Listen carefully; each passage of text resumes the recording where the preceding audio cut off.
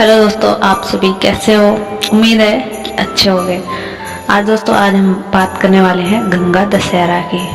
तो गंगा दशहरा कब है 2024 में, और क्या क्या करना होता है। राजा भगीरथ वर्षों की तपस्या के उपरांत जेठ शुक्ल दशमी के दिन गंगा की पृथ्वी पर लाने में सफल हो गए थे।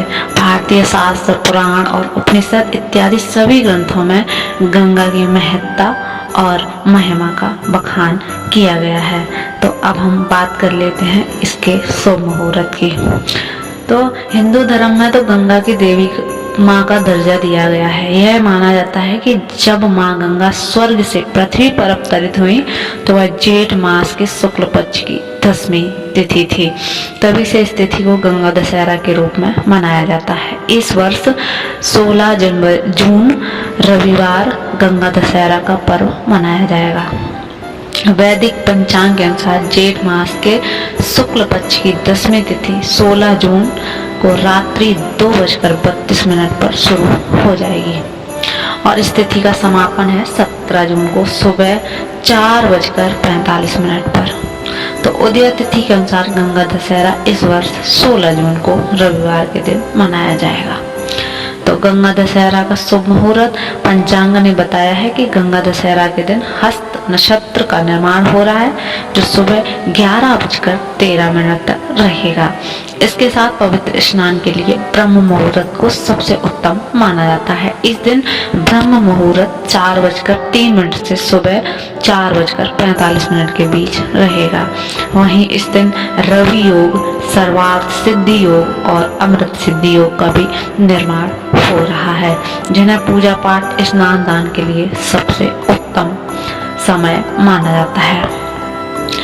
वर्तमान समय में भौतिक जीवन की जी रहे मनुष्य को जाने अनजाने में बहुत पाप कर्म हो जाते हैं। उनकी मुक्ति के लिए माँ गंगा की साधना करनी चाहिए।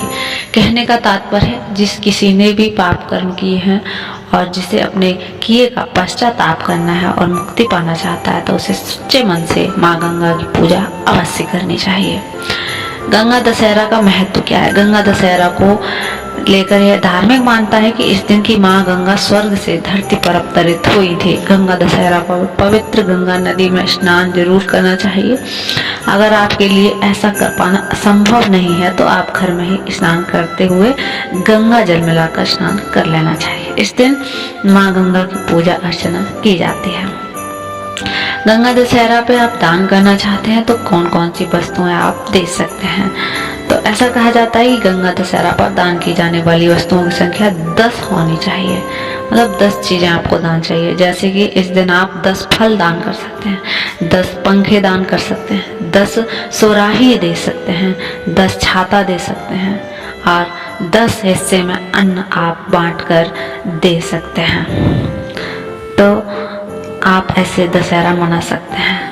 तो श्री रामचरितमानस के अयोध्या कांड में गोस्वामी तुलसीदास जी ने जीवन दायिनी माँ गंगा का मुनहारी वर्णन करते हुए कहा है कि गंग सकल मुद मंगल मूला, सब सुख करन हरन सब सुला। अर्थात गंगा जी समस्त आनंद मंगलों के मूल हैं। वे सब सुखों को करने वाली और सब पीड़ाओं को हरने वाली हैं। कि राजा भगीरथ वर्षों की तपस्या के उपरांत जेठ शुक्ल दशमी के दिन गंगा को पृथ्वी पर लाने में सफल हुए थे। भारतीय शास्त्र, पुराण और उपनिषद इत्यादि सभी ग्रंथों में गंगा की महिमा का बखान किया गया है। गंगा भारतीय संस्कृति की प्रतीक एवं हजारों सालों की आस्था की पूजा है। शास्त्रों ने कहा गया है कि गंगा का पानी अमृत व मोक्षदायिनी है। गंगा दशहरा हिंदू धर्म का एक महत्वपूर्ण त्योहार है, जो गंगा नदी की पूजा के लिए समर्पित है। यह त्योहार हिंदू माह ज्येष्ठ में शुक्ल पक्ष की दसवीं तिथि को मनाया जाता है। इस शुभ अवसर पर गंगा की आकाश से पृथ्वी पर अवतरण की स्मृति की जाती है। भक्त नदी के किनारे एकत्र होते हैं, पवित्र स्नान करते हैं, रीति रिवाज करते हैं और आशीर्वाद के लिए प्रार्थनाएं करते हैं। माना जाता है कि इस दिन गंगा में स्नान करने से पापों का नाश होता है और इच्छाओं की पूर्ति होती है। यह त्योहार गंगा को संरक्षित और सुरक्षित रखने का महत्व भी दर्शाता है। हिंदू धर्म में अत्यधिक आध्यात्मिक और सांस्कृतिक महत्व रखती है। सृष्टि के निर्माता ब्रह्मा जी के कमंडल से राजा भगीरथ द्वारा देवी गंगा को धरती पर अवतरित किया गया था। गंगा दशहरा के नाम से इन्हें जाना जाता है। पृथ्वी पर अवतार से पहले गंगा नदी एक स्वर्ग का हिस्सा थी। गंगा दशहरा के दिन भक्त देवी गंगा की पूजा करते हैं और गंगा में डुबकी लगाते हैं और दान पुण्य, उपवास, भजन और गंगा आरती का आयोजन करते हैं। मान्यता है कि दिन माँ गंगा की पूजा करने से भगवान विष्णु की भी अनंत कृपा रहती है।